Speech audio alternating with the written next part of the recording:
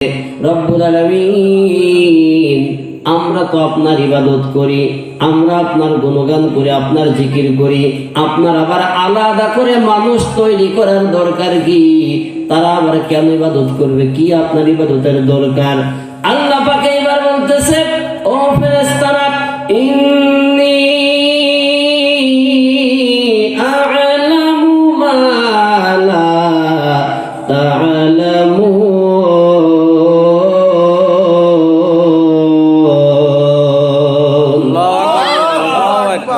ও ফেরেশতারা, আমি যা জানি তোমরা তা জানো না।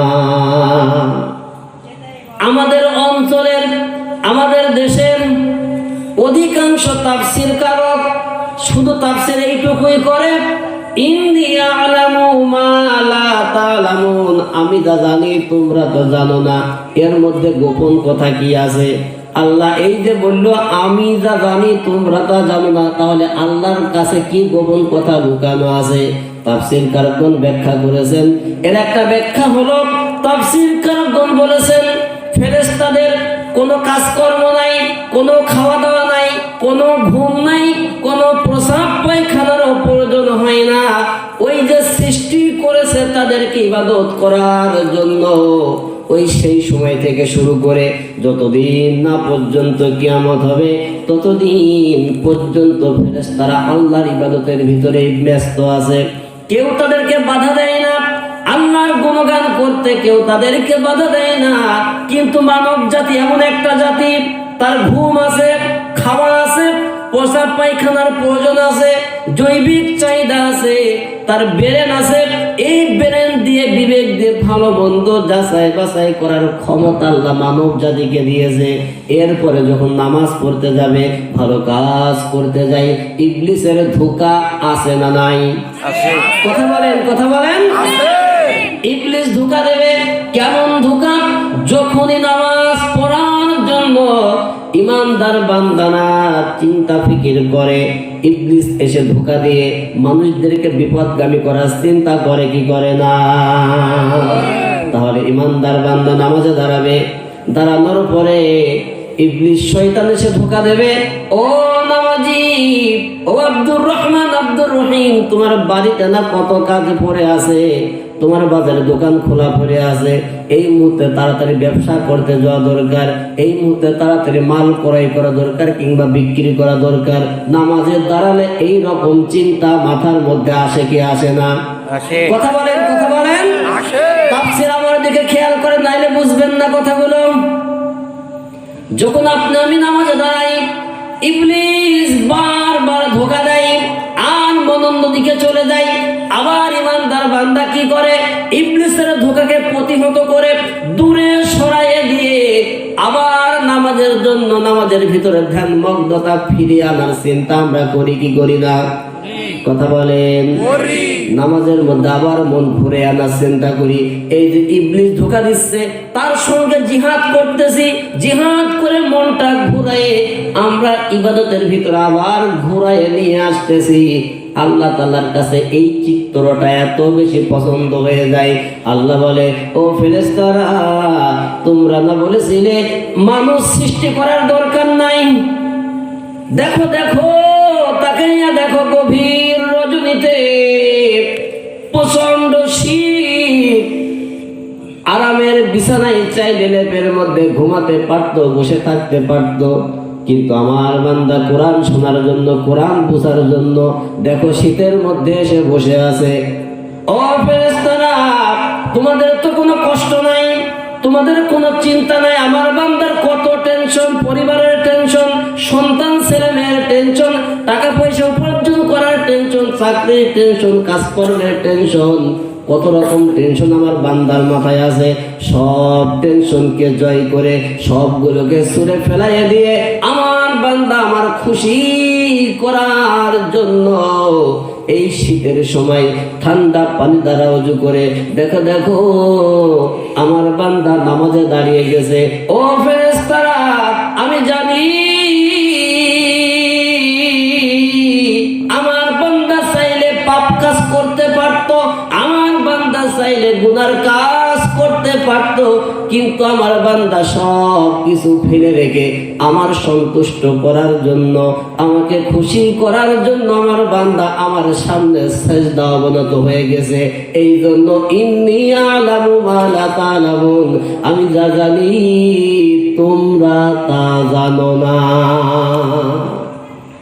তোমাদের কোনো বাধা নাই, কেউ তোমাদেরকে ইবাদত করতে নিষেধ করে না, কেউ তোমাদের ধোঁকা দেয় না, কিন্তু আমার বান্দার চতুর্দিকে বাধা, চতুর্মুখী বাধা, শয়তান ধোঁকা দেয়। তারপরে সব কিছু অতিক্রম করে আমার বান্দা আমার খুশির জন্য, আমার প্রেমে পাগল হয়ে গভীর এই শীতের রাত আমার বান্দা তাহাজ্জুদের জায়নামাজে দাঁড়িয়ে যায়। জবান ছেড়ে বলেন আল্লাহু আকবার। ফেরেশতা, তোমার তো কোনো কিছু জয় করা লাগে না, কারোর বাধা অতিক্রম করা লাগে না। আমার বান্দা কত বাধা অতিক্রম করে এসে আমার ইবাদত করে। এইবার বলো, তোমার ইবাদত আর আমার বান্দার ইবাদত কখনো কি এক হতে পারে? আপনি বলেন তো, আপনি সারাদিন পরিশ্রম করলেন, কাজ সকাল থেকে সন্ধ্যা পর্যন্ত কাজ করে করে 500 টাকা হাজিরা পেলেন কিংবা 1000 টাকা হাজিরা পেলেন, আর একটা লোক বাড়ি থেকে বের হয়ে কোনো একজন ব্যক্তির কলার চেপে ধরে অথবা ঘাড় চেপে ধরে 1000 টাকা জোর করে ছিনতাই করে নিয়ে নিল, তারও 1000 টাকা আয় হয়েছে, আর আপনি সারাদিন পরিশ্রম করে 1000 টাকা আয় করলেন। এই দুই আয় কি সমান? বলেন সমান? 2 টাকার মূল্য কি সমান? ঠিক ফেরেশতার ইবাদত করতে কোনো বাধা নাই, কোনো কষ্ট নাই। আর বান্দা কত বাধা বিপত্তি অতিক্রম করে আল্লাহর ইবাদত করে। এই জন্য আল্লাহ বলল, ও ফেরেশতারা, আমি তা জানি তোমরা তা জানো না। আমার বান্দার সঙ্গে কি গভীর প্রেম খেলা আমার রয়েছে, কি গভীর ভালোবাসা আমার রয়েছে, এইটা আমি জানি, তোমরা জানো না। এরপরে আল্লাহ পাক আদম আলাইহিস সালামকে সৃষ্টি করলেন। সৃষ্টি করার পরে সকল ফেরেশতাকে বললেন সিজদা করো। সবাই সিজদা অবনত হয়ে গেল। ফাসাজাদু ইল্লা ইবলিস, কিন্তু ইবলিস সিজদা করলো না। আল্লাহ পাক রব্বুল আলামিন বললেন, কি কারণে তুমি সিজদা করলে না? ইবলিস বলল, আনা খায়রুম মিনহু, আমি আদম থেকে বেশি উত্তম। আল্লাহ পাক রাগান্বিত হয়ে যে ইবলিসকে বলতেছেন, যা এখান থেকে দূর হয়ে চলে যা, আমার সামনে থেকে দূর হয়ে চলে যা। এবার ইবলিস আল্লাহ পাক রব্বুল আলামিনের সামনে দাঁড়ায় বলতেছে, রব্বুল আলামিন, তুমি যে আদম সন্তানের কারণে আমাকে বিতাড়িত করলে, আমাকে শয়তান বানিয়ে দিলে, অভিশপ্ত করে দিলে, তুমিও শুনে রাখো। ক্বালা ফাবিমা আগওয়াইতানি লাকুউদান্না লাহুম সিরাতাকাল মুস্তাকিম।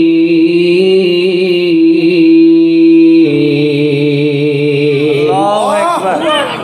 সূরা আরাফ 16 নম্বর আয়াতে কারিমা আল্লাহ পাক রব্বুল আলামিন ইবলিসের কথোপকথনের কথা তুলে ধরে বলতেছে।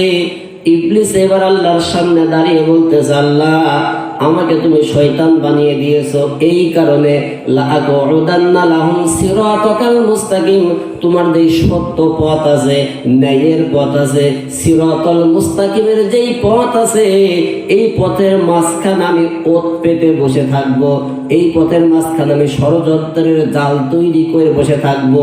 এরপরে এই পথে যেহেতু বসে থাকবো, তোমার ইমানদার বান্দারা যখন ভালো পথে ফিরতে যাবে, ইবাদতের জন্য আগাতে যাবে, আমি ওদের মনগুলো অন্যদিকে ঘুরাইয়ে দেব, অন্য কাজের টেনশন, অন্য ব্যস্ততা তাদের মাথার মধ্যে আমি তৈরি করে দেব।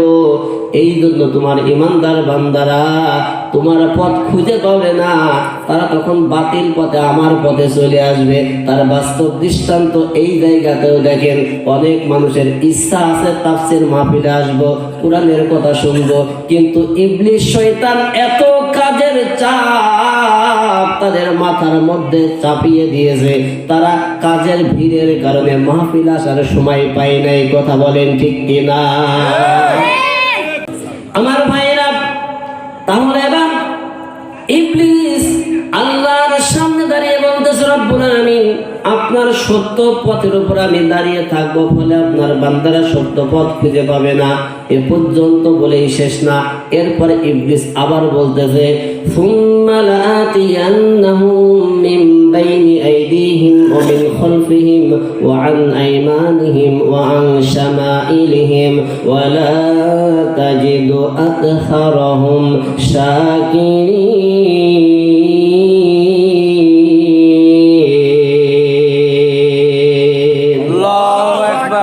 সূরা আরাফ 17 নম্বর আয়াতে কারিমা। ইবলিস এবার বলতেছে রব্বুল আলামিন সুম্মা লাআতিয়ান্নাহুম মিন বাইনি আইদিহিম, আমি আপনার বান্দার ডান দিক থেকে ধোঁকা দেব, অমিন খলফিহিম এবং তার বাম দিক থেকে ধোঁকা দেব, ওয়া আন আইমানিহিম তার সামনের দিক থেকে ধোঁকা দেব, ওয়া আন শামাইলিহিম এবং তার পিছন দিক থেকে ধোঁকা দেব। এই যে চতুর্দিক থেকে চতুর্মুখী ধোঁকা যখন আপনার বান্দাকে আমি দেব, ওয়ালা তাজিদু আকসারাহুম শাকিরিন, ফলে আপনি অধিকাংশ আপনার বান্দাকে আপনি ইবাদতকারী হিসাবে খুঁজে পাবেন না। নাউজুবিল্লাহ বলেন। কেমন গাদ্দার একটু চিন্তা করেছেন? আল্লাহর সামনে দাঁড়িয়ে যদি কেউ বলতে পারে আপনার বান্দাকে আমি চতুর্দিক থেকে ধোঁকা দেব, ফলে আপনার বান্দারা আপনার ইবাদত করবে না, আমি দেখব যে আপনার বান্দা কি করে আপনার ইবাদত করতে পারে, কেমন বেয়াদব হতে পারে, এই কথা সে বলতে পারে। তার বাস্তব নমুনা আপনি একটু চিন্তা করেন যে আল্লাহ আমাকে আপনাকে অক্সিজেন দেয়, আমাকে আপনাকে প্রতিদিন 3 বেলা খাবার দেয়, আমাকে বাঁচিয়ে রাখার জন্য যা কিছু উপকরণ সব কিছু দেয়, এরপরেও যদি আমার আপনার একটু জ্বর হয়, ঠান্ডা লাগে, একটু বেশি অসুস্থ হয়ে যায়, আল্লাহ আল্লাহ ডাকলে আল্লাহ সুস্থ করে দেয় কি দেয় না? কথা বলেন, কথা বলেন। সুস্থ করে দেয়। এরপরেও এই মানুষের ভিতরে কিছু কিছু মানুষ আছে, যখন গা একটু গরম থাকে, একটু শরীর গরম থাকে, একটু ক্ষমতার পাওয়ার থাকে, তখন বলে কোরআনের মাহফিল হতে দেব না, পারলে তুমি ঠেকাও। কথা বলেন ঠিক কিনা? কথা বলেন, কথা বলেন। কোন ক্ষমতায়, কোন পাওয়ারে, কোন গরমে আপনি এ কথা বলতে সাহস পান? আপনি এতটুকু বিবেক এখনো জাগ্রত করতে পারলেন না যে আপনার রব যদি আপনাকে 1 থেকে 2 বার ডায়রিয়া দেয়, ওই ডায়রিয়া হলে বিছানাগত হয়ে যাবেন, আর নড়াচড়া করতে পারবেন না। অথচ এই শক্তি নিয়ে আমি আপনি বলতেছি কোরআনের মাহফিল, কোরআনের কথা আমি বলতে দিব না। কি গাদ্দার, কেমন গাদ্দার হলে কথা বলতে পারে? এজন্য খেয়াল করেন, ইবলিস শয়তান আল্লাহর সামনে দাঁড়িয়ে বলতেছে রব্বুল আলামিন আমি আপনার ইমানদার বান্দার চতুর্মুখী ধোঁকা দিব, 4 দিক থেকে যখন চতুর্মুখী ধোঁকা দিব, ওয়ালা তাজিদু আকসারহুম শাকিরিন, ফলে আপনার অধিকাংশ বান্দাকে আপনি কৃতজ্ঞতা স্বীকারকারী হিসাবে খুঁজে পাবেন না, তারা আপনার ইবাদত করবে না, তারা আমার দলে চলে আসবে। আল্লাহ পাক রব্বুল আলামিন রাগান্বিত হয়ে গেলেন। আল্লাহ পাক বললেন এবার ক্বালা খরুজ মিনহা মাযউমান মাদহুরা, এখান থেকে তুই বের হয়ে চলে যা, লাঞ্ছিত হয়ে, অপমানিত হয়ে এই জান্নাতের মধ্য থেকে তুই বের হয়ে চলে যা।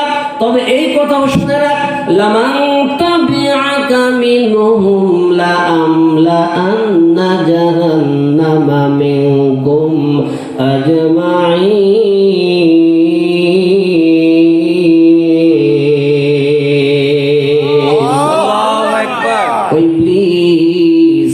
তুই এই কথাটাও শুনে রাখ, যদি আমার কোনো বান্দা আমার কৃতজ্ঞতা প্রকাশ করা বাদ দিয়ে, আমার ইবাদত করা বাদ দিয়ে যদি তোর অনুসরণ করে রে, তুই এই কথা শুনে রাখ, তোরে যেমন জাহান্নামের আগুনে আমি আল্লাহ জ্বালাবো, ঠিক লাআমলা আন্না জাহান্নামা মিনকুম আজমাইন, তোর সঙ্গে তোর যে অনুসরণ করবে ওরেও আমি জাহান্নামের আগুনের মধ্যে জ্বালিয়েই ছাড়বো। ভালো করে খেয়াল করবেন কথাটা। ইচ্ছাকৃত করেন অথবা ইচ্ছাকৃত ভাবে করেন, যদি কোরআন বিদ্বেষী হয়ে যান, ইসলাম বিদ্বেষী যদি আমি হয়ে যাই, আল্লাহ পাক বলতেছে লাআমলা আন্না জাহান্নামা মিনকুম আজমাইন, ইবলিস, যদি আমার কোনো বান্দা তোর অনুসরণ করে, তোরে যেমন জাহান্নামের আগুনের মধ্যে জ্বালাবো, তোর সঙ্গে তোর অনুসারী কেউ আমি জাহান্নামের আগুনের মধ্যে জ্বালিয়েই ছাড়বো। যদি আমি কোনো কারণবশত ইবলিসের দলের অন্তর্ভুক্ত হয়ে যাই আর আল্লাহর ওয়াদা জাহান্নামে জ্বালিয়েই ছাড়বে, তাহলে বলেন তো দেখি এবার, আল্লাহ যদি আমাকে আপনাকে জাহান্নামের আগুন সিলেক্ট করে থাকে, নির্ধারণ করে থাকে, ওই জাহান্নামের আগুন থেকে বাঁচানোর মতো কেউ আছে নাকি? আছে? আছে? কেউ নাই, কেউ নাই। একটু বিবেককে জাগ্রত করে। কিন্তু এরপরে আল্লাহ রাব্বুল আলামিন আবার জানিয়েছে, ইবলিস তুই এই কথাও শুনে রাখ, তুই তো চাচ্ছিস আমার বান্দাদেরকে ধোঁকা দিয়ে তোর দলের অন্তর্ভুক্ত করাতে। এই কথাটাও তুই জেনে রাখ, আমার যারা নেককার বান্দা হবে, ইমানদার বান্দা হবে, এই যে আপনারা যারা আছেন, আমরা ইমানদার বান্দা কি না বলেন তো? আমরা সবাই ইমানদার বান্দা না?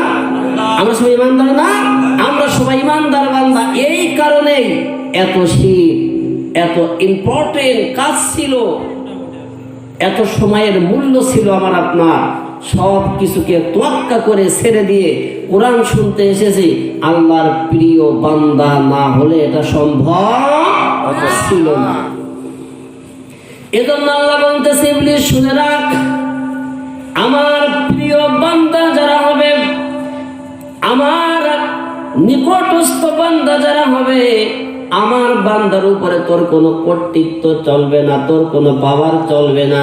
তুই যতই ধোঁকা দিবি আমার বান্দাকে, আমার বান্দা সঙ্গে সঙ্গেই আস্তাগফিরুল্লাহ আস্তাগফিরুল্লাহ আস্তাগফিরুল্লাহ তাওবা পাঠ করে নিয়ে আমার বান্দা আমার কাছে সিজদা অবনত হয়ে যাবে।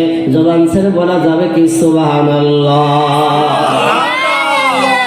এ তথ্য আল্লাহ পাক কুরআনুল কারীমের মধ্যে দিয়েছে, ইন্না ইবাদি লাইসা লাকা আলাইহিম সুলতানুন ইল্লা মান ইত্তাবা'আকা মিনাল গাওয়িন।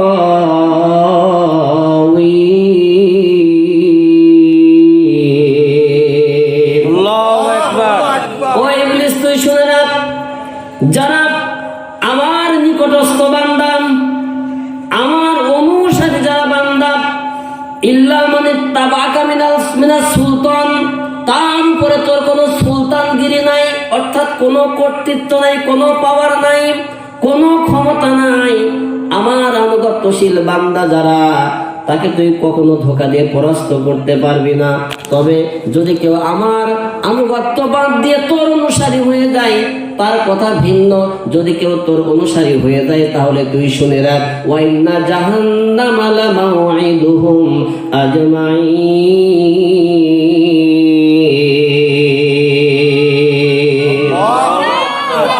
তাদের সবগুলার জন্য আমি আল্লাহ পাক রব্বুল আলামিন জাহান্নাম প্রস্তুত করে রেখেছি। লামাউইদুহুম আজমাইন, তাদের সবার জন্য জাহান্নাম প্রতিশ্রুত নির্ধারিত স্থান। এটা আমি নির্দিষ্ট করে রেখেছি, ওয়াদা করে রেখেছি। তোর অনুসরণ করলেই জাহান্নাম, কোন রকম মাপ নাই, কোন রকম ক্ষমা নাই। এরপরে আল্লাহ বলতেছে, লাহা সাবাতু আবওয়াব। ভালো করে খেয়াল করেন, মজার কাছে চলে এসেছে, আমরা গভীর মনোযোগ দিবেন। আল্লাহ পাক বলতেছে, লাহা সাবাতু আবওয়াব, যে জাহান্নামটা প্রস্তুত করেছি তার দরজা হলো 7টা। এরপরে আল্লাহ বলতেছে, লিকুল্লি বাবিম মিনহুম জুজউম মাকসুম।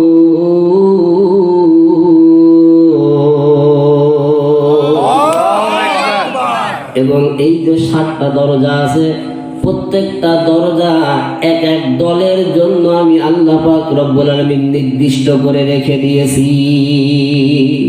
অর্থাৎ 7টি দরজা।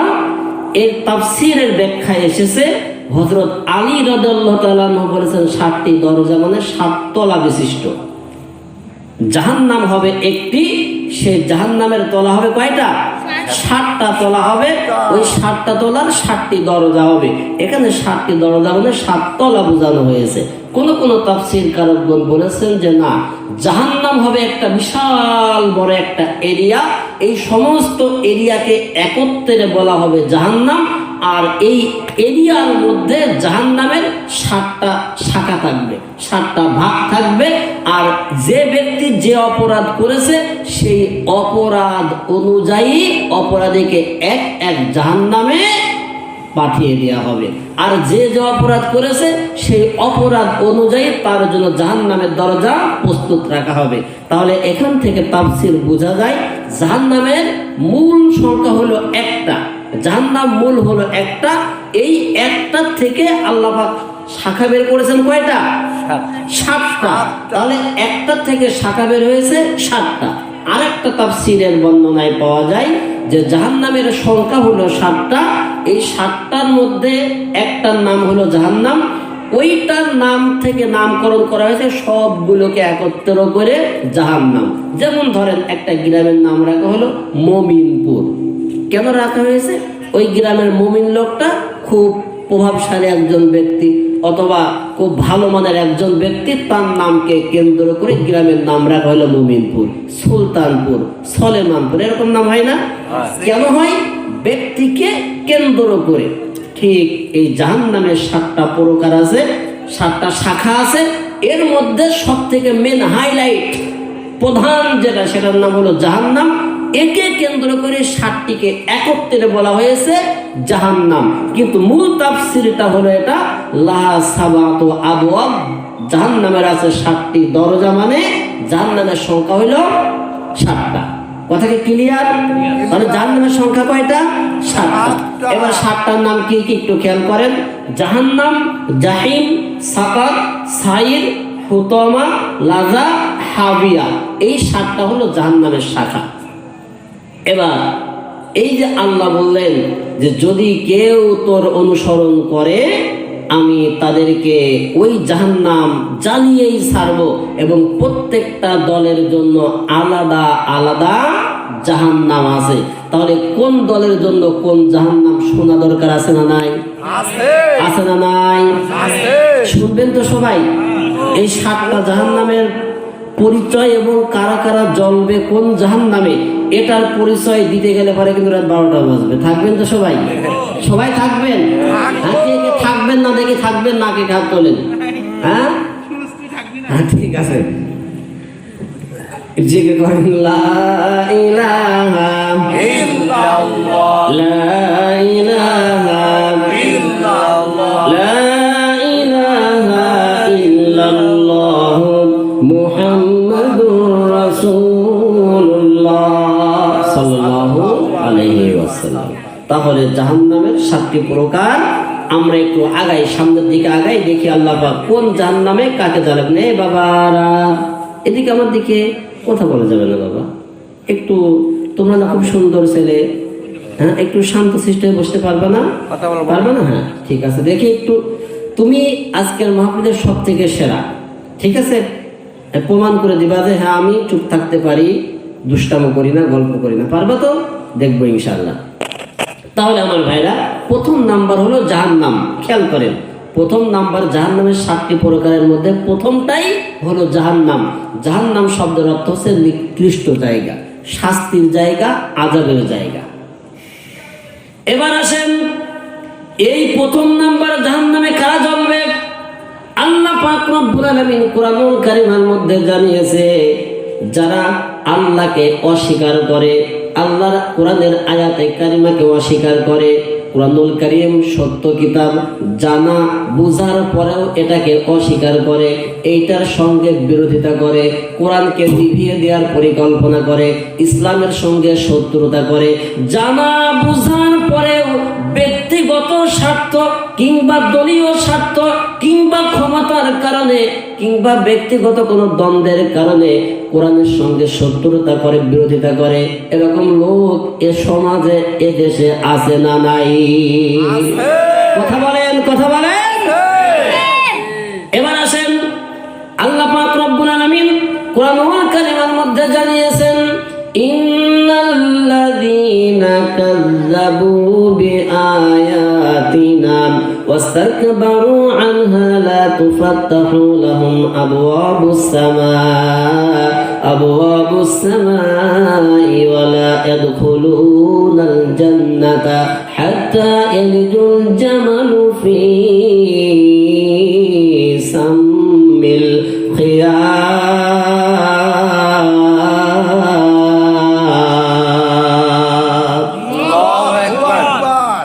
সূরা আরাফ 40 নম্বর আয়াতে কারিমা আল্লাহ পাক রব্বুল আলামিন জানিয়েছেন, ইন্নাল্লাযীনা কাযযাবু, নিশ্চয় যারা মিথ্যা প্রতিপন্ন করে অর্থাৎ কুফরি করে, বিআয়াতিনা, আমার আয়াতে কারিমাকে, ওয়াস্তাকবারু আনহা, অতঃপর হিংসা করে মুখ অন্যদিকে ফিরিয়ে নেয়, অন্যদিকে চলে যায়। ওয়াস্তাকবারু আনহা লা তুফাত্তাহু লাহুম আবওয়াবুস সামা, আল্লাহ বলতেছেন তাদের জন্য আমি আল্লাহ আসমানের দরজা খুলবো না। এই আসমানের দরজা খোলার কথা কেন বলা হলো খেয়াল করেন। কারণ ইমানদার বান্দার রূহ যখন কবজ করা হয়, ইমানদার বান্দার রূহটাকে উপরের দিকে নিয়ে যাওয়া হয়। আর যারা পাপিষ্ঠ বান্দা, তাদের রূহটা উপর পর্যন্ত যেতে পারে না। আসমানের দরজা তাদের জন্য খোলা হয় না, তাদের রূহগুলো দুনিয়াতে ছেড়ে দেওয়া হয়। তার কারণ হলো এই দুনিয়ার এই নিম্ন দেশে হবে জাহান্নাম, আর জান্নাত হবে উপরের দিকে। জবান ছেড়ে বলেন সুবহানাল্লাহ। এই জন্য আল্লাহ বলেছেন ওদের রূহটাকে উপরে তোলা হবে না, ইমানদারদের দলে ওদের রূহগুলোকে মিশ্রণ করা হবে না। এই জন্য আল্লাহ বলতেছেন লা তুফাত্তাহু লাহুম আবওয়াবুস সামা, তাদের জন্য আমি আসমানের দরজা খোলা হবে না। ওয়ালা ইয়াদখুলুনাল জান্নাতা, এবং তারা জান্নাতেও প্রবেশ করতে পারবে না। হাত্তা ইয়ালিজুল জামালু ফি সাম্মিল খিয়াত,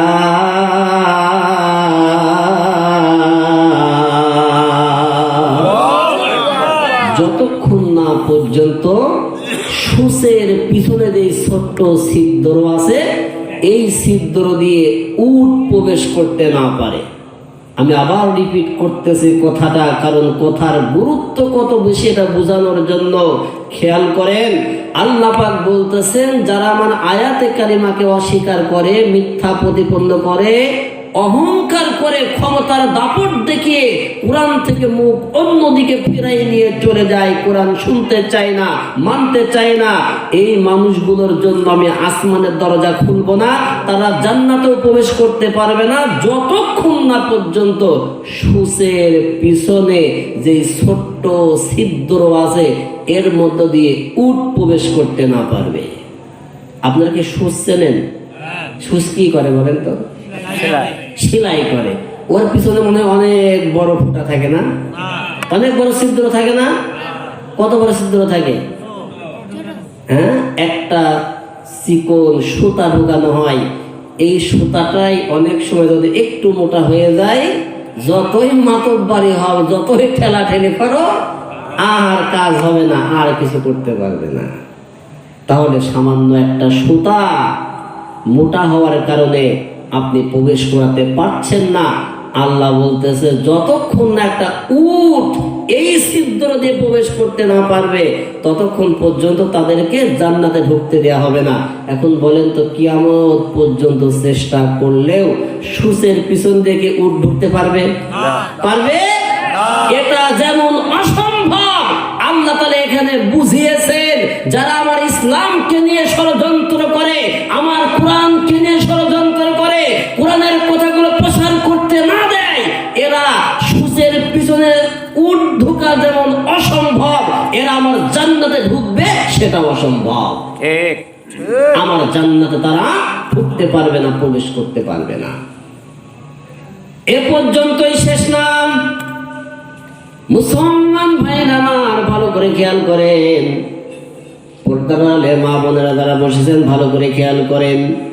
আল্লাহ পাক রব্বুল আলামিন এইবার বলতেছেন, ওমান আ'রাদা আন যিকরি ফাইন্না লাহু মাঈশাতান দানকা ওয়া নাহশুরুহু ইয়াওমাল কিয়ামাতি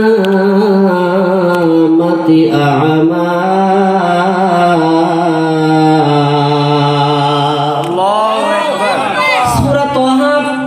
124 নম্বর আয়াতে কারিমা আল্লাহ পাক রব্বুল আলামিন বললেন, ওমান আ'রাদা আন যিকরি, যারা আমার কোরআন থেকে, আমার জিকির থেকে মুখ ফিরিয়ে নেবে, ফাইন্না লাহু মাঈশাতান দঙ্কা, আমি তার জীবনটা দঙ্কা করে দেব। দঙ্কা অর্থ হলো সংকীর্ণ করে দেয়া, অর্থাৎ তার জীবনটা আমি সংকীর্ণ করে দেব। আমার কোরআনের সঙ্গে বিরোধিতা করার কারণে ও যে কাজের মধ্যে যাবে, ওর কাজের মধ্যে আমি লস করে দেব। ও ব্যবসা করবে, তার মধ্যে লস করে দেব। ও খাবার খাবে, এমন কিছু রোগ ওর শরীরে আমি দিয়ে দেব, খাবার খাইতে পারবে না, এমন কিছু অবস্থা করে দেব। ও জীবনে কখনো কোনো জায়গায় যে শান্তি পাবে না। এবার বলেন, এরকম লোক আছে না নাই? সারাদিন শুধু হতাশার উপরে থাকে, কি করব কি করব, কোথায় খাবো কোথায় যাব, এরকম লোক আছে না? আছে না?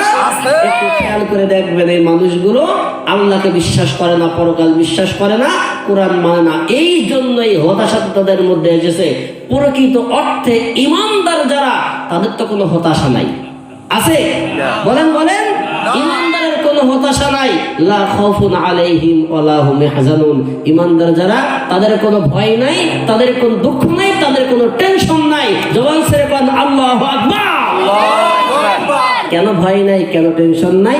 কারণ ওদের জন্মের 50,000 বছর আগে আল্লাহ যে রিজিক তৈরি করে রেখেছে, এই বিশ্বাস ইমানদারের আছে।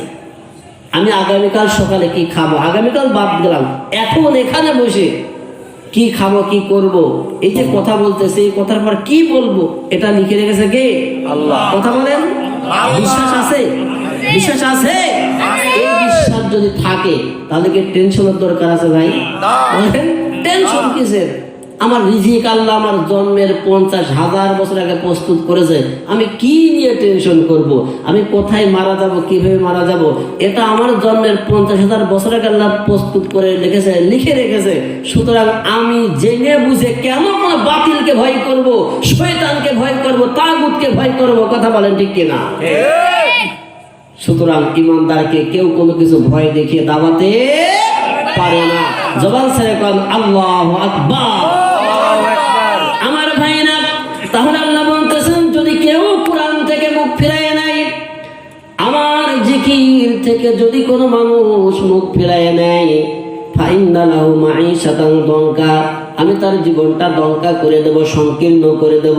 ও কোনো জায়গায় যে মানসিক শান্তি পাবে না, সব কিছু ওর জন্য সংকীর্ণ হয়ে যাবে। এরপরে আল্লাহ পাক রব্বুল আলামিন আরো কঠিন কথা বলতেছেন, ওয়া নাহশুরুহু ইয়াওমাল কিয়ামাতি আ'মা,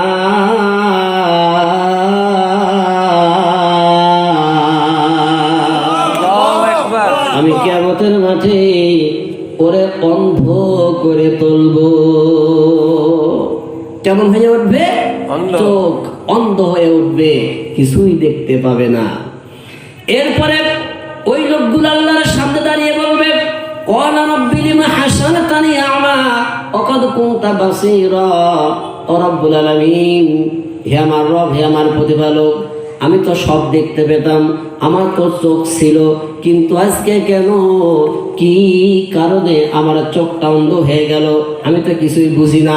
আল্লাহ পাক রব্বুল আলামিন তখন বলবেন, ক্বালা কাযালিকা আতাতকা আয়াতুনা ফানাসিতাহা ওয়া কাযালিকাল ইয়াওমা তুনসা।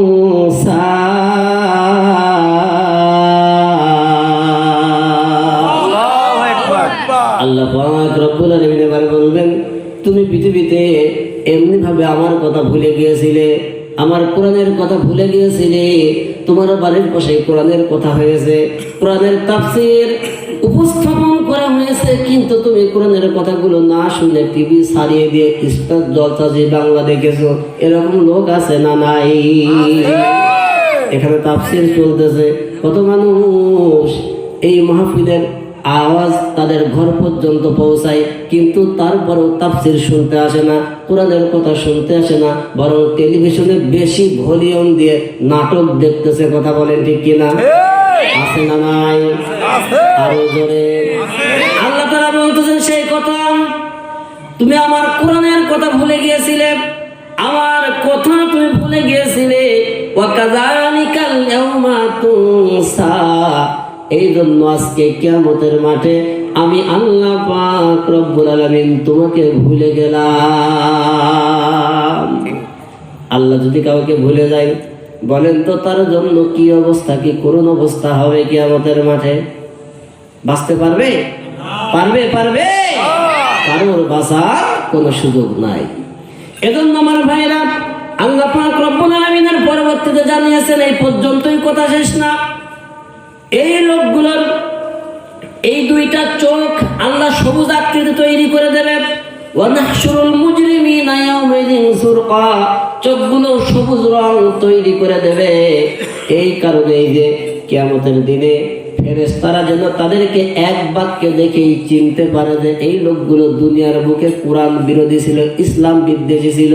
আর একটা বন্দনায় পাওয়া যায়, তাদের চেহারাটাও কালো হয়ে যাবে, অর্থাৎ চেহারা হবে কালো আর চোখ হয়ে যাবে সবুজ অথবা নীল। এই আকৃতি যখন হয়ে যাবে, এবার বলেন তো দেখি, হাজার হাজার সাদার মধ্যে যদি একটা লাল লাইট জ্বালানো হয়, এই লাল লাইট চিনতে কি কোনো কষ্ট হবে নাকি? আরো জোরে বলেন আর একবার। এটা যেমন চিনতে কষ্ট হবে না, কিয়ামতের মাঠে চোখগুলো অপরাধীদের হবে সবুজ আর চেহারাটা হয়ে যাবে কালো। হাজার হাজার ইমানদার বান্দা কিয়ামতের মাঠে দাঁড়াবে, চেহারা থেকে নূরের আলো চমকাইতে থাকবে, কিন্তু এর মাঝে একদল লোক থাকবে যাদের চেহারাটা কালো কুচকুচে হবে আর চোখটা সবুজ বর্ণ হবে। ফেরেশতারা দূর থেকে দেখেই চিনতে পারবে যে এই লোকগুলো দুনিয়ার বুকে ছিল 2 নম্বর, এই লোকগুলো ছিল ইসলাম বিদ্বেষী, কোরআন বিদ্বেষী। অতঃপর ফেরেশতারা তাদের পিছন দিক থেকে আগুনের লাঠি দিয়ে তাড়া করতে করতে জাহান্নামের দিকে নিয়ে চলে যাবে। কোরআন জানিয়েছে, ওয়াসিকুল্লাযীনা কাফারু ইলা জাহান্নামা যুমারা,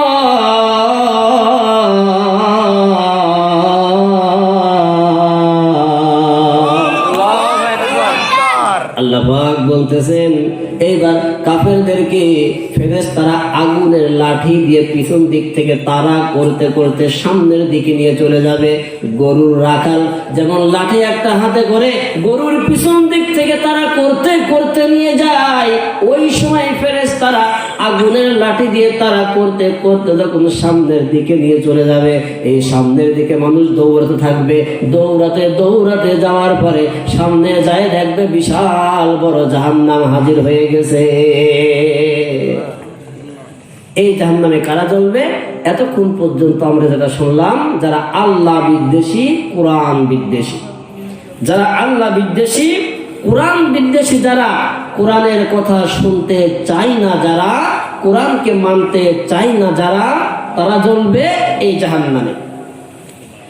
এরপরে আসেন 2 নাম্বার, আরেকটি জাহান্নামের নাম হলো হাবিয়া। এই জাহান্নাম এত ভয়ঙ্কর জাহান্নাম, এই জাহান্নামের আগুন যার শরীরে লাগিয়ে দেওয়া হবে, লাগিয়ে দেওয়ার সঙ্গে সঙ্গে মানুষের শরীরের চামড়া একেবারে ঝলসে যাবে, তার এই যে দেহ এগুলা একেবারে পুরে সারখার হয়ে যাবে, তার সব কিছু চূর্ণ বিচূর্ণ হয়ে যাবে।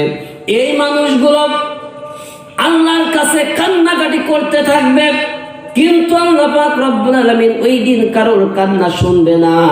এখন আসেন, এই হাবিয়া নামক জাহান্নামে কারা জ্বলবে? আল্লাহ পাক রব্বুল আলামিন জানিয়েছে, 1 নাম্বার হলো আমলহীন মুনাফিক।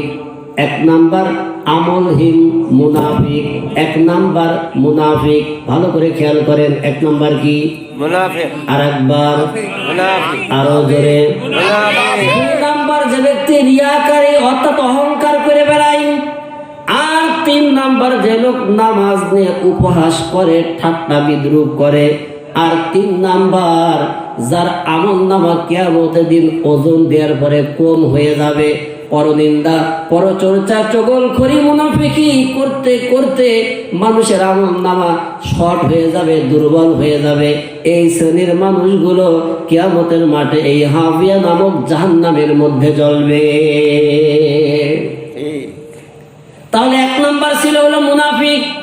একটু ভালো করে খেয়াল করেন, কেন মুনাফিক এই হাবিয়া নামক জাহান্নামের মধ্যে জ্বলবে। আল্লাহ পাক রব্বুল আলামিন জানিয়েছেন, ইন্নাল মুনাফিকিনা ফিদ দারকিল আসফালি মিনান নার। মুনাফিকদের জন্য জাহান্নামের একেবারে নিম্ন দেশ, একেবারে নিম্ন গহ্বর ওদের জন্য প্রস্তুত করে রেখে দেওয়া হয়েছে। কেন, কি কারণ, কি অপরাধ? আল্লাহ পাক জানিয়েছে, ওয়া ইযা কিলা লাহুম তাআলু ইলা মা আনসালাল্লাহু ওয়া ইলা রাসূলি রাআইতাল মুনাফিকিনা ইয়াসুদ্দুনা আনকা সুদুদা।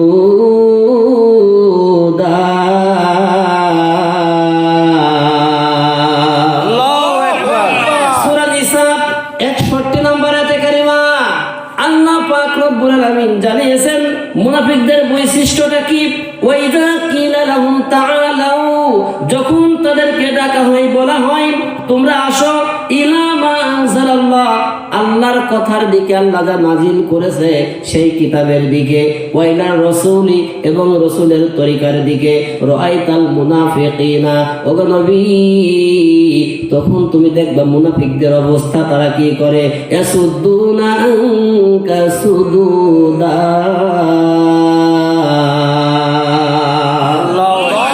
মুনাফিকরা তখন আস্তে করে মাথা নিচু করে তোমার কাছ থেকে উঠে চলে যায়। আর একবার রিপিট করতেছে অর্থটা, যখন মুনাফিকদেরকে বলা হয় আল্লাহ যা নাজিল করেছে এটার পক্ষে আসো, রাসূলের তরিকার পক্ষে আসো, তখন তারা আস্তে করে মাথা নিচু করে তোমার কাছ থেকে দূরে সরে চলে যায়, তোমার কথাটা গ্রহণ করতে চায় না। এই যে মাথা নিচু করে চলে গেল, এ পর্যন্তই শেষ না, চলে যাওয়ার পরে দূরে যেয়ে বসে বসে ষড়যন্ত্র করে, ওগো নবীজি কি করে তোমাকে থামানো যায়, কোরআন কিভাবে বন্ধ করে দেওয়া যায়, এ কোরআন যেন সমাজের বুকে প্রতিষ্ঠিত হতে না পারে, এই জন্য তারা কূটকৌশল তৈরি করে, ষড়যন্ত্র তৈরি করে। এই যে মুসলমান নাম নিয়ে, ইমানদার নাম নিয়ে তোমার কাছে আসে, কিন্তু যখনই কোরআনের পক্ষে আসার কথা বলা হয়, তোমার তরিকা মতো চলতে বলার কথা বলা হয়, তখনই তারা বলে না না না, আমরা চলবো না, আমাদের মন মতো চলবো। ওগো নবী এই কারণে তারা জেনে বুঝে যেহেতু ভুল করতেছে, এই জন্য ওদের জায়গা হবে জাহান্নামের একেবারে নিম্ন দেশ। বাস্তব উদাহরণে আসেন, মুনাফিকের নেতা আব্দুল্লাহ ইবনে উবাই, জোরে বলেন নাম কি? আব্দুল্লাহ ইবনে উবাই। আরো জোরে? আব্দুল্লাহ ইবনে উবাই। আব্দুল্লাহ ইবনে উবাই, এই লোকটার বৈশিষ্ট্য ছিল আল্লাহর নবীর পিছনে দাঁড়িয়ে নামাজ পড়া।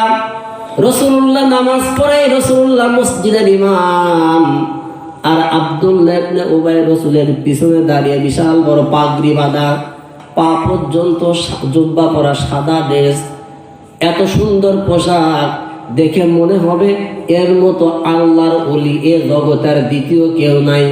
এত ভালো আমল, এত সুন্দর তার লেবাস বেশভূষ, রাসূলের সামনে এসে এত সুন্দর করে মার্জিত ভাষায় কথা বলে, যেন মনে হয় রাসূলের সব কথাগুলো পুঙ্খানুপুঙ্খভাবে পরিপূর্ণভাবে পালন করে। আল্লাহ পাক রব্বুল আলামিন আয়াতে কারিমা নাজিল করে জানিয়ে দিল, নবী গো এই যে লোকটা আব্দুল্লাহ ইবনে উবাই, দেখতে এত সুন্দর তার চেহারা, এত সুন্দর তার পোশাক, তুমি কি জানো এই লোকটার পরিচয়? এই লোকটা হলো মুনাফিকের সর্দার। আউযু বিল্লাহি মিন যালিক। বলতেছে কে? বলেন বলেন। আল্লাহ। জানিয়ে দিচ্ছে কে? আল্লাহ। আল্লাহ নিজে ওহী পাঠায় জানিয়ে দিচ্ছে, হে নবী এই লোকটা মুনাফিকের সর্দার। এবার কেন হলো সর্দার খেয়াল করেন। রাসূলুল্লাহ সাল্লাল্লাহু আলাইহি সাল্লাম যখন কোন যুদ্ধের পরিকল্পনা করত, যখন কোন সিদ্ধান্ত নিত, কাফেরদের বিষয়ে যখনই কোন সিদ্ধান্ত নিত, ও সেই জায়গায় উপস্থিত থাকতো, সব কথাগুলো শুনতো, শোনার পরে ওখান থেকে বের হয়ে যায় গোপনে গোপনে কাফেরদের কাছে সংবাদটা জানাই দিয়ে আসতো। এরপরে আরো একটা বড় অপরাধ, আল্লাহ নবী সাল্লাল্লাহু আলাইহি সাল্লামের উহুদের যুদ্ধের দিনে পিছন দিক থেকে 300 থেকে 350 জন সাহাবীকে উল্টা বুঝায়, ভুলভাল বুঝায় পিছন দিক থেকে নিয়ে চলে আসে। এর কারণে যুদ্ধে সাময়িকভাবে মুসলমানরা পরাজয় বরণ করে এবং মুসলমানরা ক্ষতিগ্রস্ত হয় এবং আল্লাহ রাসূলের দাঁত ভেঙে যায়। এবার খেয়াল করেন, এই লোকটা যখন মারা গেল, নবীজির কাছে আব্দুল্লাহ ইবনে উবাইয়ের ছেলে আব্দুল্লাহ এসে বলতেছে, ওগো নবীজি, আমার বাবা মারা গিয়েছে, আমি আপনার কাছে 3টা আবদার নিয়ে এসেছি। নবী গো, আপনি তো দয়ার নবী, মায়ার নবী, আপনি কি আমার আবদার গুলো পূরণ করবেন নাকি? আল্লাহ নবী বললেন, বলো দেখি তোমার 3টা কি কি আবদার রয়েছে। আব্দুল্লাহ বলতেছে, ইয়া রাসূলুল্লাহ, আমার বাবা মারা গিয়েছে, এই জন্য প্রথম নাম্বার আবদার হলো আপনার শরীরের জুব্বা মুবারক আপনি আমাকে দান করবেন। ওই জুব্বা দিয়ে আমি আমার বাবাকে কবরে দাফন করব। কারণ হলো আপনার শরীরে নবুয়তের নূর রয়েছে, আলো রয়েছে।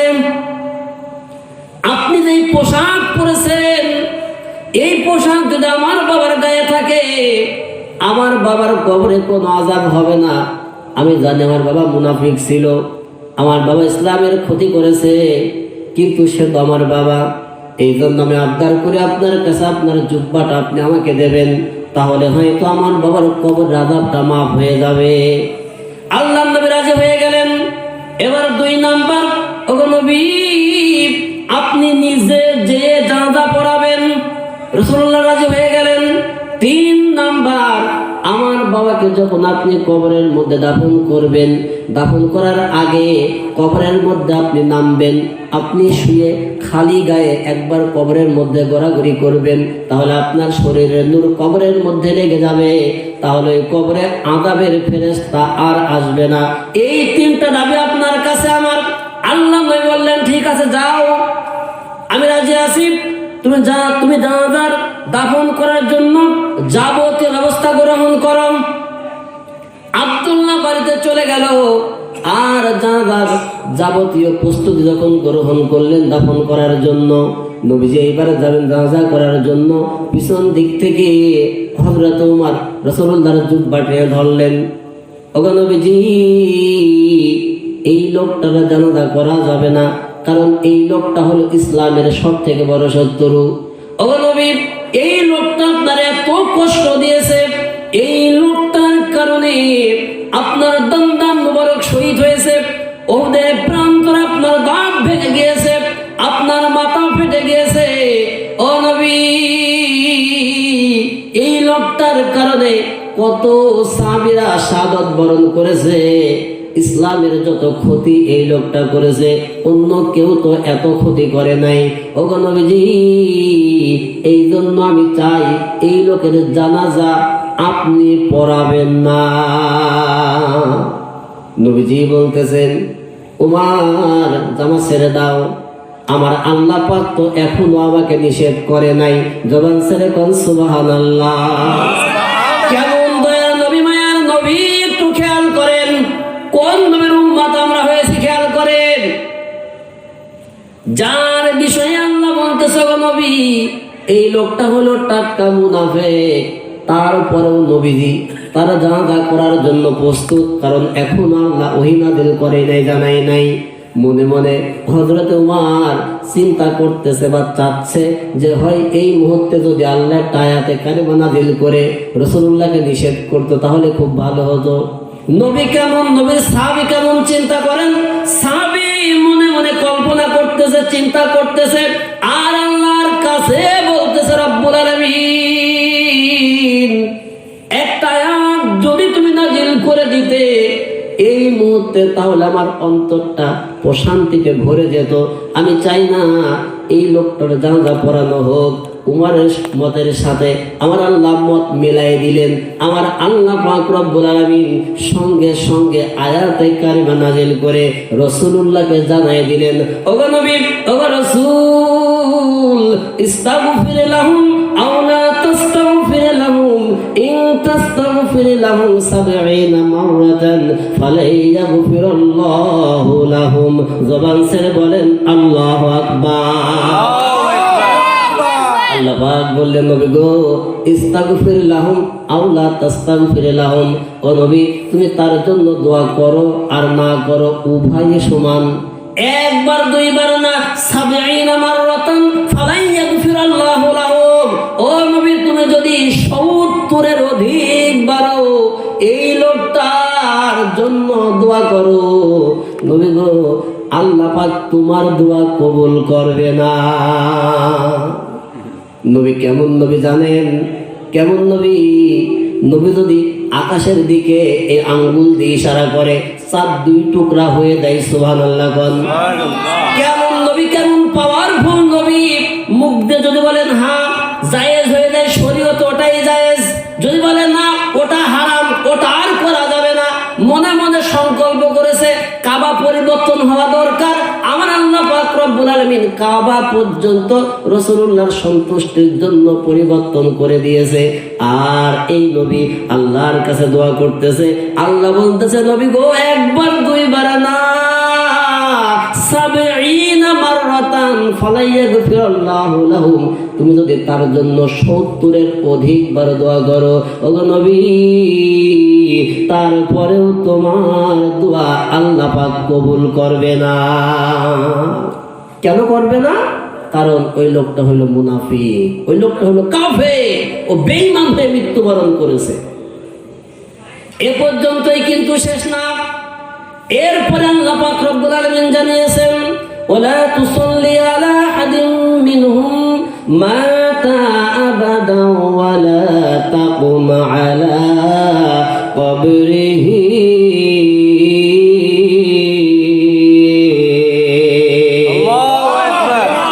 ও নবীজি ওয়ালা তুসাল্লি আলা আহাদিন মিনহুম মাতা আবাদান, তাদের ভিতরে কোন একজন ব্যক্তি যদি মারা যায় ওলা তুসল্লি, খবরদার তুমি নামাজও পড়বা না।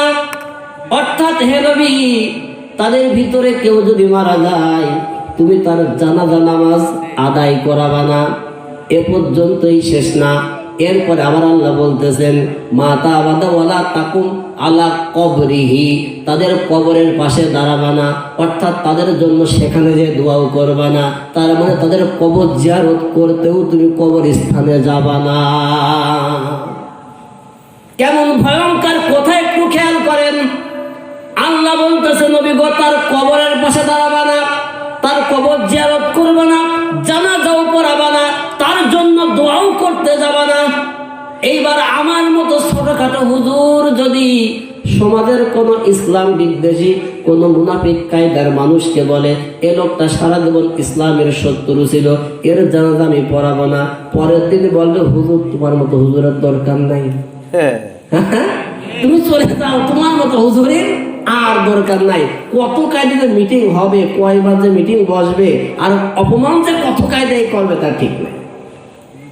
হুজুর ও সমাজের মানুষের চাপে পড়ে ঠিক আছে চলেন যাই জানাজা করাই দিয়ে আসি, উপরের কাজ বিসমিল্লাহি ওয়ালা মিল্লাতি রাসূলিল্লাহ মিনহা খালাকনাকুম ওয়া ফিহা নুঈদুকুম ওয়া মিনহা মুখরিজুকুম তারাতান উখরা বলে উপরের কাজটা ছাইড়ে দিল। উপর যে কাজগুলো করা দরকার ছাইড়ে দিলাম, আমরাই করে দিয়ে আসলাম। এবার ভিতরের যেই কাজটা হবে ওটা ঠেকাবে কে? এখানেই সমাজের চাপ দিয়ে আমাদের দিয়ে আপনি করাই নিলেন, মিথ্যা আর সত্য মিক্সার করে আমরা বলে দিয়ে আসলাম সারা জীবন ইসলামের শত্রু ছিল, ইসলামকে কোনোদিন মানে নাই, রসুলের তরিকায় কোনোদিন চলে নাই। বললাম ওয়ালা মিল্লাতে রাসূলিল্লাহ। মিথ্যা কথা না? হ্যাঁ কথা বলেন, কথা বলেন, মিথ্যা কথা না? এখন দাঁড়ান, এই জায়গায় কথা আছে। এই যে মিথ্যা কথা আপনি ইমামকে এখানে জোর করে বলালেন, মসজিদে যদি অন্য কোনো একটা কারণ ইমাম সাহেব একটা মিথ্যা কথা বলে বসে, ওর চাকরি থাকবে? যদি প্রমাণ হয় যে হুজুর মিথ্যা বলেছে, ওরা চাকরি থাকবে না। আর এখানে তো যে জোর করে বলালেন মিথ্যা কথা, হুজুর ওকে মিথ্যা না বললে হুজুরের চাকরি থাকবে না। এখানে যে আমরা বলে দিয়ে আসলাম ওয়ালা মিল্লাতে রাসূলিল্লাহ, যদিও সারা জীবন ছিল না রসুলের তরিকায়, কিন্তু বলে দিয়ে আসলাম উপরের কাজ শেষ। 3টা প্রশ্ন কবরে আছে না? আছে না? এখানে কঠিন একটা আলোচনা আছে, এই আলোচনা করতে গেলে রাত পার হয়ে যাবে। কি থাকবেন তো আপনারা সারা রাত? সারা রাত আলহামদুলিল্লাহ, আপনি যে ইমানের ব্যাটারি চার্জ আছে সেটা বুঝতে পারতেছি। দুরুশে পড়েন। আল্লাহ কবুল করুন, জোরে আমিন। আমিন। জিকির করেন লা ইলাহা ইল্লাল্লাহ লা ইলাহা ইল্লাল্লাহ লা ইলাহা ইল্লাল্লাহ লা ইলাহা ইল্লাল্লাহ লা ইলাহা ইল্লাল্লাহ লা ইলাহা ইল্লাল্লাহ লা ইলাহা ইল্লাল্লাহ লা ইলাহা ইল্লাল্লাহ মুহাম্মাদুর রাসূলুল্লাহ সাল্লাল্লাহু আলাইহি ওয়াসাল্লাম। তাহলে আমার ভাইরা যে কথা বলছিলাম, এই লোকটা যখন রাসূলুল্লাহকে বলা হলো, ওগো নবীজি, আপনি তার কবরের পাশে দাঁড়াবেন না, তার জন্য দোয়া করবেন না, একবার দুইবার না, আপনি যদি 70-এর অধিক বার তার জন্য দোয়া করেন, তাও আল্লাহ পাক রব্বুল আলামিন আপনার দোয়া কবুল করবে না। অপরাধ কি? অপরাধ হলো মুনাফিক। এই লোকটা মুনাফিক।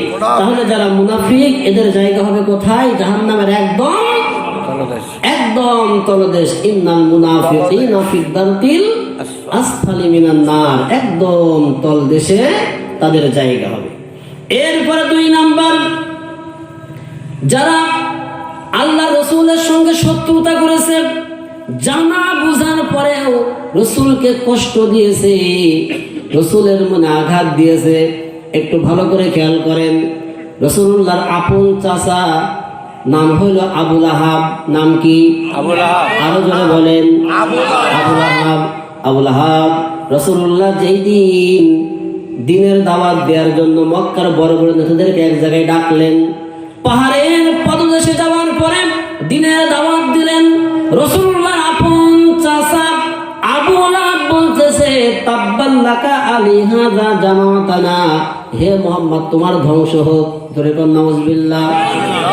এই যে তাব্বাল্লাকা বলেছে, এই তাব্বাল্লাকা শব্দের মূল হলো তাব্বুন, যার অর্থ হলো ধ্বংস হওয়া, আর লা মানে জন্য, আর কা মানে তোমার। তাব্বাল্লাকা মানে তোমার জন্য ধ্বংস হোক।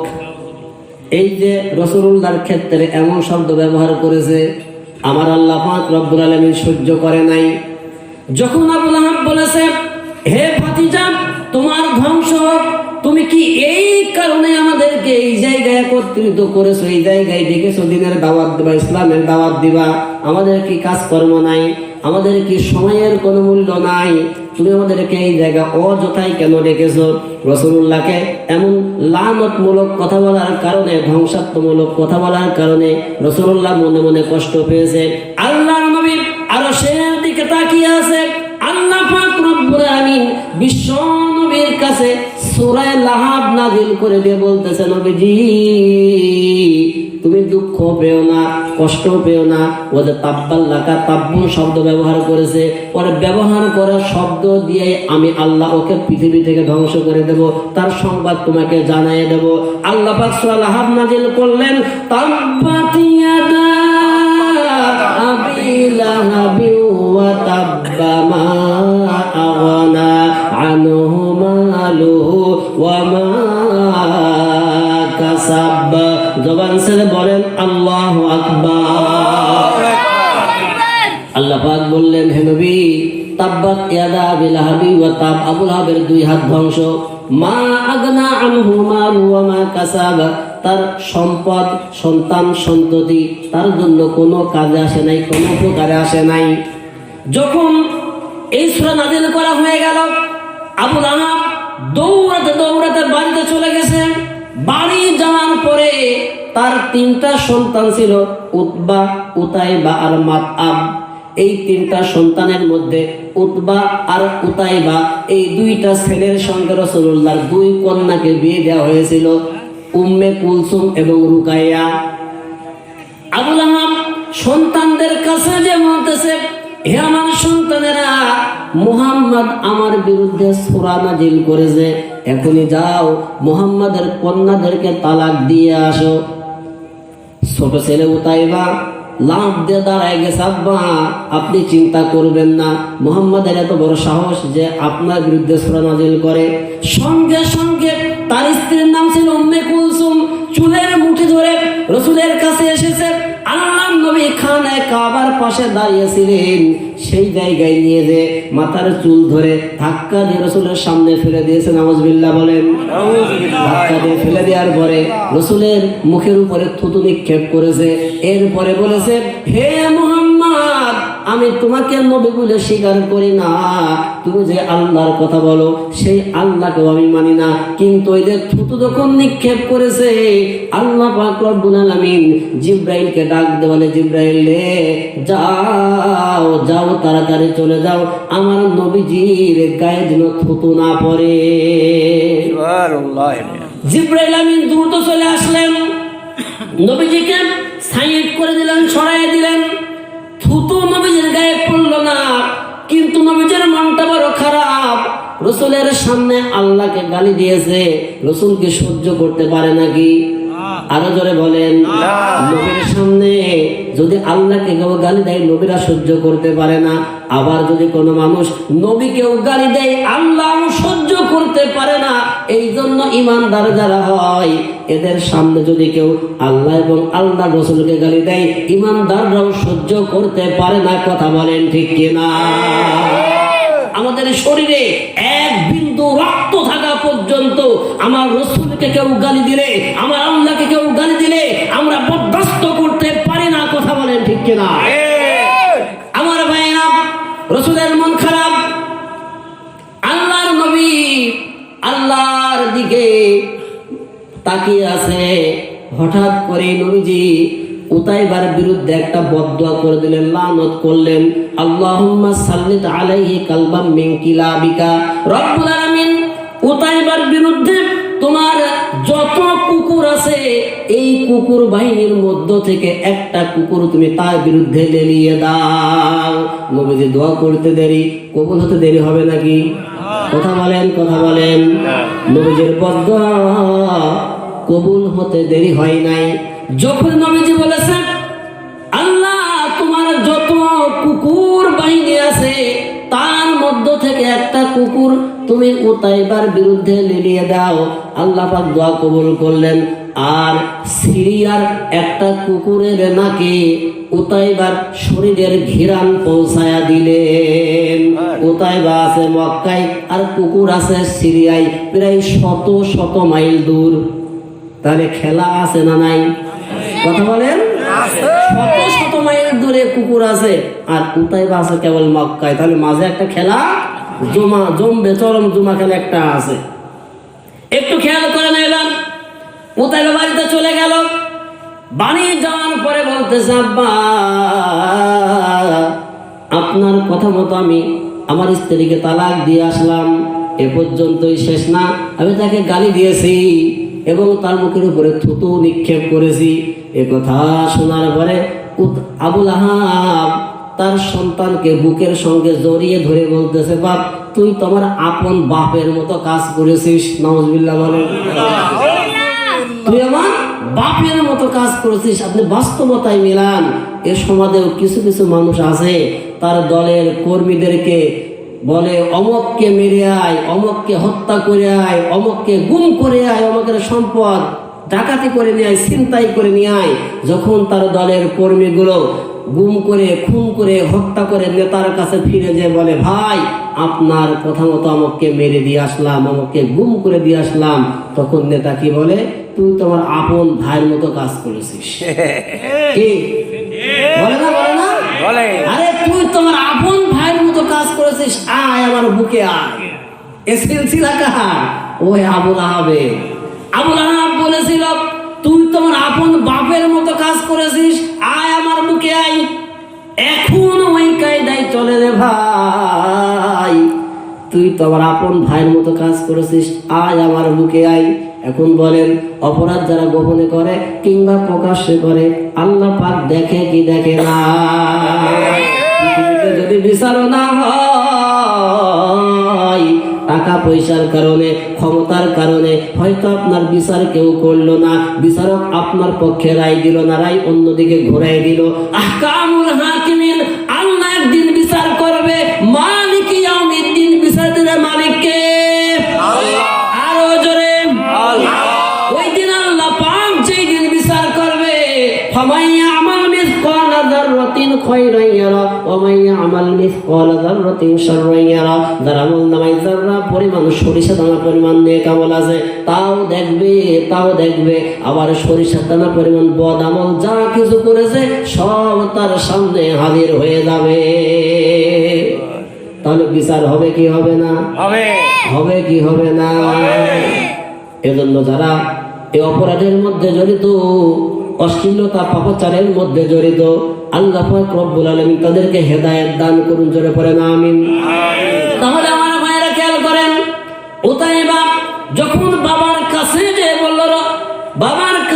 যে বলল আমি মুহাম্মদকে অপমান করে আসলাম, এই মুহূর্তে আবু লাহাব খুব খুশি হয়ে সন্তানকে বুকের সঙ্গে জড়ায় ধরে এবার বলতেছে, সন্তান রে, বুঝলাম তুই অপমান করে এসেছিস, ঠিক আছে, মুহাম্মদ কি তোর কিছুই বলে নাই? উতাইবা বলতেছে, আব্বা আমাকে সে কিছুই বলে নাই, শুধু একটা মাত্র বদদুয়া দিয়েছে, আল্লাহুম্মা সাল্লিত আলাইহি কালবাম মিন কিলাবিকা। রব্বুল আলামিন তোমার যত কুকুর বাহিনী আছে এই কুকুরের মধ্য থেকে একটা কুকুর তুমি তার বিরুদ্ধে লেলিয়ে দাও, এই বদদুয়াটা সে করেছে। যখনই আবু লাহাব এই কথা শুনেছে, পরমাণু বোম মারলে যেমন মানুষ আতঙ্কিত হয়ে যায়, কেঁপে ওঠে, আবু লাহাব কেঁপে উঠেছে। কেন কেঁপে উঠল? আবু লাহাব জানে মুহাম্মদ সত্য নবী, সঠিক নবী, ও যা কয় সব কিছু হয়ে যায়। ও মুখ দিয়ে যেহেতু বলেছে আল্লাহর দরবারে কবুল হয়ে গেছে, অবশ্যই এই ঘটনা ঘটবে। এ সমাজেও কিছু মানুষ আছে, ওরা জানে যে আলেম ওলামা যে কথাগুলো বলে ভালো কথা, কোরআনের কথা, সঠিক কথা, সব ঠিক আছে, ও জাইনে শুনেও শয়তানি করে। কথা বলেন ঠিক কিনা? আরো জোরে বলেন ঠিক কিনা? এবার দেখেন, যখন আবু লাহাবের কথা শুনল, ভয়তে ওর শরীর কাঁপা শুরু হয়ে গেল এবং বুঝতে পেরেছে আমার ছেলের অবস্থা খারাপ, এ ছেলেকে আর কেউ বাঁচাতে পারবে না। এবার আবু লাহাব চিন্তা করলো, তাড়াতাড়ি আমার সন্তানকে এই দেশ থেকে বের করে অন্য দেশে নিয়ে যাওয়া লাগবে, তা না হলে যদি এই দেশে থাকে মুহাম্মাদের দোয়া কবুল হয়ে গেছে, অবশ্যই এই দেশের কুকুরগুলো আমার সন্তানকে টেনে ছিঁড়ে একেবারে খেয়ে ফেলবে। এই জন্য তাড়াতাড়ি রাতের অন্ধকারে দেশ থেকে পালানো লাগবে। বর্তমান সিলসিলায় দেখেন, যারা এইরকম অপরাধ করে ওরাও জানে এই দেশে থাকলে জনগণ আমাদেরকে টেনে ছিঁড়ে খেয়ে ফেলবে, এই জন্য রাতের অন্ধকারে দেশ থেকে পালাই। কথা বলেন আমার ভাইরা, এবার খেয়াল করেন, আবু লাহাব দ্রুত রাতের অন্ধকারে ষড়যন্ত্র করল, পরিকল্পনা গ্রহণ করল, কিভাবে আমার সন্তানকে মক্কা থেকে বের করে নিয়ে যাওয়া যায়। অনেক দেশ নির্বাচন করতে গেল, নির্বাচন করতে করতে সর্বশেষ তার স্ত্রী তাকে পরামর্শ দিল, অন্য কোনো দেশে পালালে লাভ হবে না, যাওয়া লাগবে কোনে? সিরিয়ায়। কারণ সিরিয়ায় কে আছে? হ্যাঁ, কুকুর আছে। যেখানে বাঘের ভয় সেখানেই রাত পায়। স্ত্রীর পরামর্শ ক্রমে অন্য কোনো দেশে যাওয়া লাগবে না, এখন যাওয়া লাগবে সিরিয়ায়। আবু লাহাব রাতের অন্ধকারে দ্রুত সৈনিক তৈরি করলো, তার সৈন্যবাহিনীগুলো সাজিয়ে নিল, তাদেরকে বলল তোমরা চতুর্দিক থেকে পাহারা দিয়ে রাখবা, দেখবা কোনো দিক থেকে যেন কোনো কুকুর, কোনো নেকড়ে আমার সন্তানকে আক্রমণ না করে। মানুষের কোনো ভয় নাই। কাদের ভয় নাই? মানুষের কোনো ভয় নাই, তোমার টেনশন নাই, দেখবা কুকুর যেন না আসে। এবার আগানো শুরু করলো, আগাতে আগাতে পথের মধ্যে প্রায় সিরিয়ায় চলে গেছে। সিরিয়ার অধ্যুষিত একটা এলাকা, পাহাড়ি দুর্গম একটা এলাকা।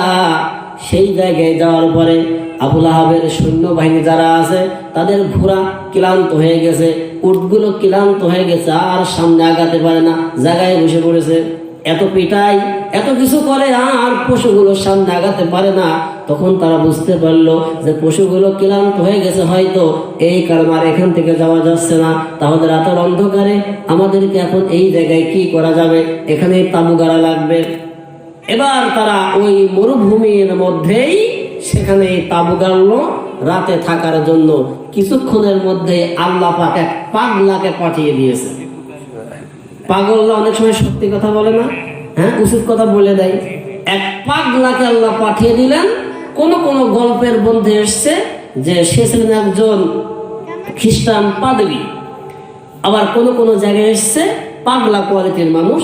তো এই লোকটা আস্তে আস্তে দেখে যে ওখানে বিশাল একটা তাঁবু গেড়ে আবু লাহাব, এবং একটু জিকির করেন লা ইলাহা, অন্যদিকে মন দিতে পারবে না, লা ইলাহা ইল্লাল্লাহ, লা ইলাহা ইল্লাল্লাহ, লা ইলাহা ইল্লাল্লাহ মুহাম্মাদুর রাসূলুল্লাহ সাল্লাল্লাহু আলাইহি ওয়াসাল্লাম। আমার ভাইরা, এইবার তাঁবু গেড়েছে সেখানে থাকার জন্য। একটা পাগল ওই রাস্তা দিয়ে আসার সময় দেখে আবু লাহাব সহ তারা যারা সৈন্যবাহিনী আছে, সৈনিক বাহিনী আছে, সবাই সেখানে তাঁবু গেড়েছে থাকার জন্য। পাগল আবু লাহাবকে ডাক দিয়ে বলতেছে, ও দূরদেশী পথিক, এখানে যে তাঁবু গেড়েছে থাকার জন্য, তোমরা কি জানো এই জায়গায় বন্য কুকুরের বসবাস? আবু লাহাবের কাঁপাকাঁপি শুরু, আর জীবন বাজে না, কি কায়দায় কি করবে, এখন ভয় পেয়ে গেছে। আবু লাহাব এইবার তাড়াতাড়ি সৈন্যবাহিনীকে ডাকলো। ডাকার পরে বলতেছে, চতুর্দিক থেকে ঘেরাও করো এবং কাঠের একটা বড় মাচা বানাও। মাচা মানে চৌকি। ওই যে সীমান্তে যে সমস্ত বিডিআর বা বিজেপি অনেক বড় বড় চৌকিতে উঠে পাহারা দেয় না, দেশ পাহারা দেয় না, অনেক বড় উঁচু, এরকম ভাবে একটা চৌকি বানাতে বললো। এবং বলা হলো যে আমার সন্তান ওই চৌকির উপরে থাকবে। এবার সৈন্যবাহিনীর লোকজন বলতেছে, তাকে নয় ওই জায়গায় রাখলাম, কিন্তু যদি কুকুর এসে আমাদের উপর আক্রমণ করে? আবু লাহাব বলতেছে, তোমরা মরে যাও তাতে কোনো সমস্যা না, আমার সন্তান যেন বেঁচে থাকে। বর্তমান রাজনৈতিক অবস্থাটা মিলান, যারা রাজনৈতিক পিছনে দৌড়াদৌড়ি করেন, ছুটাছুটি করেন, তাদের চাহিদা একটাই, তোমার মতো লোক মারা গেলে তার কোনো যায় আসে না, হাজার মায়ের বুক খালি হলে তাদের কোনো যায় আসে না। তাদের দরকার ক্ষমতা, তাদের দরকার পাওয়ার। কথা বলেন ঠিক কিনা? এটা যারা দুর্নীতিবাজ রাজনীতি করে তাদের একটা বৈশিষ্ট্য এটা। কিন্তু রসুলের মতো নেতা যদি কেউ হয়, নেতার মতো নেতা যদি কেউ হয়, অবশ্যই নেতা তার দলের জনগণ নিয়ে চিন্তা করে। কথা বলেন ঠিক কিনা? কথা বলেন ঠিক কিনা? তাহলে আমার ভাইরা, এবার আবু লাহাব বলতেছে, তোমরা যার যা হয়ে যায় কোনো যায় আসে না, কিন্তু বাচ্চাকে থামান, বাচ্চাকে বাবু কথা বলবে না, বাবা, হ্যাঁ কথা বলবে না। এবার আবু লাহাব সৈনিক রেডি করলো, চতুর্দিক থেকে সবাই দাঁড়িয়ে আছে, চারদিকে ঘিরে দাঁড়িয়ে আছে, আর ছেলে উপরে চকিতে ঘুমাচ্ছে। আবু লাহাবও তার মতো তার তাঁবুতে সে ঘুমাচ্ছে। হঠাৎ করে রাতের বেলায়, গভীর রাত, মরুভূমির বাতাস, হিমেল হাওয়া, সারাদিন গরম আর রাতের বেলায় ঠান্ডা। আল্লাহ পাক রব্বুল আলামিন এমন একটি বাতাস দিয়েছে, সারাদিন তারা জার্নি করেছে, হাঁটাচলা করেছে, এমনি শরীর ক্লান্ত, ওই বাতাস পে সব সৈনিক একবারে ঘুমায় গেছে। মানে রাস্তা যখন বন্ধ হয়, পুলিশ, র্যাব, বিজেপি কে কোথায় আছে সব একদিকে ঘুমায় দেয়। কথা বলেন ঠিক কিনা? আবু লাহাবের বাহিনীও একদিকে সব ঘুমায় গেছে। এবারে যখন ঘুমায় গেছে, আর কুকুরের নাকের ঘ্রাণ পৌঁছায় দিয়েছে কে? আল্লাহ। কুকুর বনের থেকে দেখে ব্যাপার কি, বিরানের গন্ধ নাকের কাছে। গন্ধ তো অনেক দূরে ছিল, এখন থেকে গন্ধ নাকের কাছে, আরো যেহেতু উপরে উঠছে গন্ধ আরো বেশি ছড়াচ্ছে না? হ্যাঁ, উপরে যেহেতু চোখের উপরে আরো গন্ধ বেশি ছড়ায়। কুকুর শুকতে শুকতে আসার পরে দেখে সব একদম ঘুমে নাক ডাকাচ্ছে। ও তো সবাইকে ধরবে না, খাবে না, ও কাকে ধরবে? ঠিক করে নাকে যে গন্ধ আল্লাহ পৌঁছায় দিয়েছে, ঠিক তাকেই সে ধরবে। ও দেখার পর দেখে যে আসল মালটা কই, যাকে খুঁজতেছে তাকে তো পাওয়া যায় না। উপরের দিকে লাফ দিয়ে আস্তে আস্তে উঠে গেল। উঠার পর ওই চৌকির উপরে উঠে যে আবুল আহাবের ছেলে উতাইবার ঘাড়ের উপরে এমন ভাবে কামড় দিয়ে ধরেছে, ও মা কবার টাইম পাই নাই। জবান ছেড়ে কন আল্লাহু আকবার। আল্লাহ যখন কাউকে ধরে ও মা কবার সময় পায় না। আল্লাহ যখন কাউকে ধরে বাঁচানোর মতো কেউ থাকে না। আপনি চতুর্দিক থেকে ব্যারিকেড দিয়ে ঘিরে রাখবেন, আল্লাহর পাকড়াও করার সময় হয়ে গেলে কোনো কায়দা কৌশল চলবে না। ইন্নাহুম আকিদুনা কায়দা ও আকিদু কায়দা, তারা কায়দা করে কৌশল করে, তার উপরে আল্লাহ আরেক কায়দা করে আরেক কৌশল করে। এরপর কুকুর তাকে টানতে টানতে মরুভূমির মধ্যে নিয়ে চলে যায়, মাথাটা টান দিয়ে ছিঁড়ে এমন ভাবে খায় ওই লাশের অস্তিত্ব আর কোনোদিন তার পরিবার আবুল আহাবের কেউ কোনোদিন খুঁজে পায় নাই। ওকে কোথায় নিয়ে গেছে অস্তিত্বই খুঁজে পায় নাই, শুধু দেখেছে রক্ত পড়ে আছে। আমার ভাইয়েরা, এই জন্য আল্লাহ পাক রব্বুল আলামিন এই সমস্ত মানুষগুলোর জন্য দুনিয়ার জগৎ এবং আখিরাতের জগৎ উভয় জগতে শাস্তি রেখে দিয়েছে। লাহুম ফিদ দুনিয়া খিজইউ ওয়া লাহুম ফিল আখিরাতি আযাবুন আযীম।